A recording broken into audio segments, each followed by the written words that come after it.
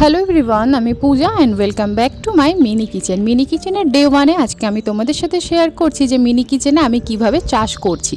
তো প্রথমে দেখো আমি লাল শাক বসাবো, সেটা কিন্তু বড় হলে রান্না করব, সেই ভিডিওগুলো তোমাদের সাথে কিন্তু শেয়ার করব।